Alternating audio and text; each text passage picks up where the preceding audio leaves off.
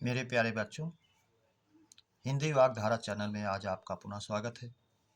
एक नई अभ्यास श्रृंखला अभ्यास 18 के क्रम में इस उम्मीद के साथ कि आप अपनी तैयारी में बेहतर तरीके से लगे होंगे और आगे बढ़ने का प्रयास कर रहे होंगे। तो आइए अपने इस अभ्यास श्रृंखला के पहले प्रश्न की शुरुआत हम करते हैं। प्रश्न नंबर 1, किस स्वर का प्रयोग केवल तत्सम शब्दों में होता है? ए ऊ, बी में री, सी में ई, डी में छोटा ऊ। तो हम जानते हैं री एक ऐसा स्वर है जिसका प्रयोग केवल तत्सम शब्दों में ही होता है। शेष स्वरों का प्रयोग तद्भव तत्सम में दोनों में होता है, इसलिए विकल्प बी हमारा सही हो जाता है।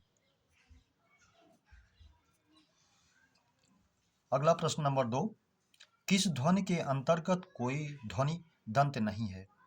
किस ध्वनि के अंतर्गत, यानी किस ध्वनि के अंदर मतलब स्वर ध्वनि, किस ध्वनि के अंतर्गत कोई ध्वनि दंत नहीं है? तो इस विकल्प ए स्वर, विकल्प बी व्यंजन, विकल्प सी दोनों, विकल्प डी नहीं, कोई नहीं। तो जैसा हम जानते हैं स्वर के अंतर्गत कोई भी ध्वनि नहीं है, दंत ध्वनि नहीं है। लिरी होता है लेकिन वो संस्कृत का स्वर है, इसलिए हिंदी में नहीं काउंट किया जाता है। तो स्वर के अंतर्गत दंत ध्वनि हिंदी में नहीं मानी जाती है, इसलिए विकल्प ए हमारा सही हो जाता है। प्रश्न नंबर 3, हिंदी के वर्णों में कितने वर्ण स्त्रीलिंग हैं? ए 1, बी 2, सी 3, डी 4। जैसा हम जानते हैं हमारे हिंदी के वर्णों में 3 वर्ण ई और री तीनों स्वर के हैं और तीनों ये स्त्रीलिंग होते हैं, इसलिए विकल्प सी हमारा सही हो जाता है। प्रश्न नंबर 4, किसकी वर्तनी शुद्ध है? दे दीप्यमान, दय दीप्यमान, दोनों, कोई नहीं। इसको हम जानते हैं हमारा शुद्ध शब्द दे दीप्यमान होता है, वर्तनी की दृष्टि से विकल्प ए हमारा सही हो जाता है। अगला प्रश्न है नंबर 5, कतर ब्योंत में समास है? प्राय इसको कई बार परीक्षाओं में पूछा गया है। विकल्प ए द्विगु, बी अव्ययी भाव, सी द्वंद्व, डी कर्मधारय। कतर ब्योंत, काट छांट, इस तरह से काट और छांट योजक चिन्ह के साथ बना हुआ शब्द दोनों द्वंद्व समास में जाएगा, इसलिए विकल्प सी हमारा सही हो जाएगा। प्रश्न नंबर 6, निम्न में तद्भव शब्द है? विकल्प ए हस्तिनी, विकल्प बी छच्छिका, विकल्प सी श्याल, विकल्प डी जवान। तो जैसा हम जानते हैं विकल्प ए हथनी का हस्तिनी हो जाएगा, विकल्प बी छाछ का छच्छिका हो जाएगा, विकल्प सी साला का श्याल हो जाएगा, विकल्प डी ये जवान है और जीभ दोनों तद्भव हैं, जिसका तत्सम बनता है जिह्वा, इसलिए विकल्प डी हमारा सही हो जाएगा। प्रश्न नंबर 7, अशुद्ध विलोम युग्म है? खिड़की या जंगला का वातायन सही है, विकल्प बी इमली या अम्लिका सही है, विकल्प सी झरोखा का ज्वालक सही है, विकल्प डी अभिमानी का निरभिमानी। अभिमानी चूंकि विशेषण है इसलिए इसका विलोम विशेषण होना चाहिए निरभिमान, इसलिए विकल्प डी हमारा अशुद्ध युग्म है। प्रश्न नंबर 8, कपिस और कपीस समश्रुत भिन्नार्थक शब्द का अर्थ है? पीला हनुमान, मटमैला हनुमान, सी अश्वेत श्वेत, डी कोई नहीं। जैसा हम जानते हैं कपिस का अर्थ होता है मटमैला और कपीस का हनुमान, इसलिए विकल्प बी हमारा सही हो जाएगा।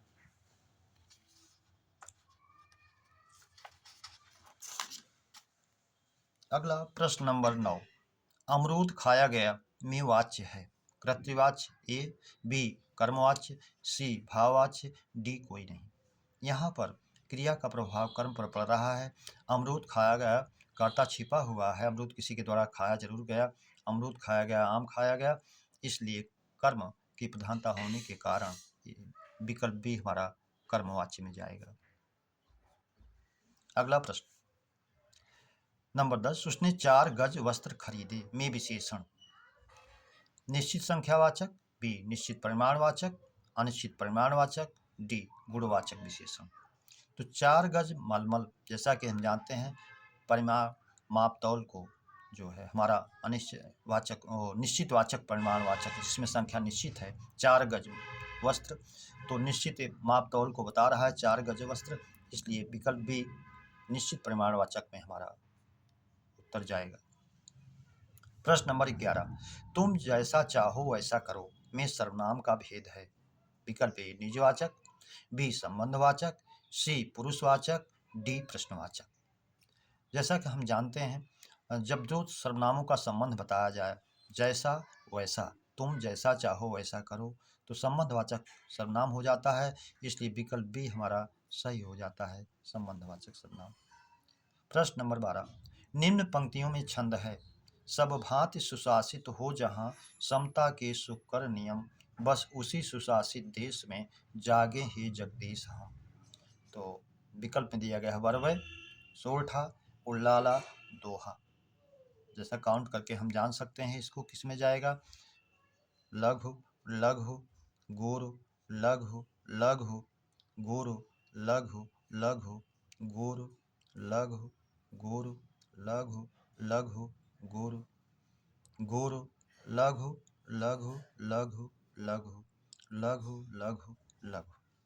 तो 2 3 2 5 3 8 2 10 2 12 3 15 पर यति आ रही है 1 2 4 6 7 8 9 10 3 13 15 और 13 पर यति हो रही है। 28 चरण हैं, 28 मात्राएं हैं, इसलिए हमारा ये जाएगा उल्लाला में, विकल्प सी सही हो जाएगा।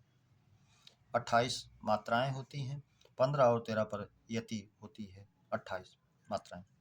प्रश्न नंबर 13, व्यवहार में ईक प्रत्यय का योग करने पर, जैसा हम जानते हैं ईक प्रत्यय को जोड़ने पर पूर्व के वर्ण का वृद्धि हो जाती है, तो व्यवहार में ईक जोड़ेंगे तो व्यावहारिक बनेगा, इसलिए विकल्प ए ही हमारा सही हो जाएगा।